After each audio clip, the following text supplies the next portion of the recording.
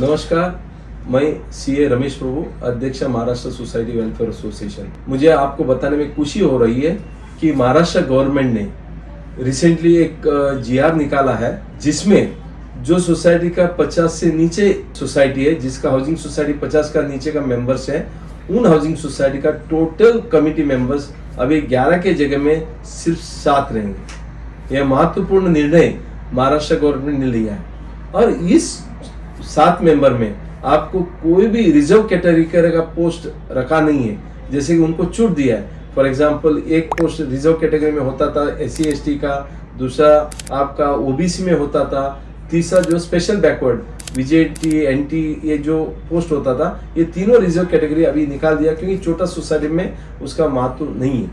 अभी रह गया 7 कमिटी मेंबर आपको चुनना है, उसमें से सिर्फ 2 मेंबर जो है वो वुमेन रहेंगे और 5 मेंबर जो है वो जनरल कैटेगरी होगा।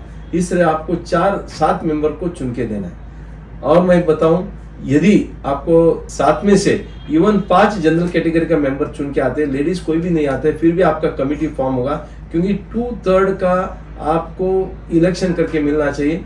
2/3 मतलब 4.66 आते हैं 7 में से, तो अभी आपको 5 मेंबर का आपको चुन के देते हैं तो आपका कमिटी फॉर्म होगा। दूसरा महत्वपूर्ण जो निर्णय इसमें लिया है वो महत्वपूर्ण है, वो है आपको 3 मेंबर से आपका कोरम बन जाएगा। मान लो आपने 7 मेंबर को भी चुन के दिया तो मीटिंग होने के लिए सिर्फ 3 मेंबर का जरूरी है। अब ये क्या कारण है?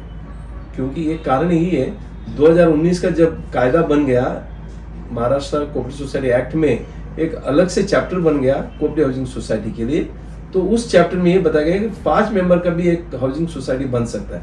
यदि 5 मेंबर का हाउसिंग सोसाइटी बन सकता है तो 5 ही कमेटी मेंबर होंगे। 5 कमेटी मेंबर बनेंगे तो उसका 3 मेंबर कम से कम आके एक मैनेजिंग कमेटी का मीटिंग हो सकती है, कोरम हो सकता है। इस अंदाज से छोटे सोसाइटी का जो अभी 50 मेंबर का नीचे का जो सोसाइटी है उसका कमेटी मेंबर 7 होंगे, उसमें कोई रिजर्व कैटेगरी नहीं चाहिए, सिर्फ लेडीज 2 होना चाहिए और 5 जनरल कैटेगरी का चाहिए और 3 मेंबर का कोरम होगा। तो इस तरह का जो सुविधा महाराष्ट्र गवर्नमेंट ने आपको दिया है, इसका आप फायदा लीजिए और ये सिर्फ लागू होगा जब नया इलेक्शन होगा। यदि आपका ऑलरेडी इलेक्शन हुआ है, ऑलरेडी आपका कमिटी 11 मेंबर का बना है, उनके लिए कोई लागू नहीं है। जब नया सोसाइटी का इलेक्शन होगा उस टाइम में ये कार्रवाई होगी। धन्यवाद।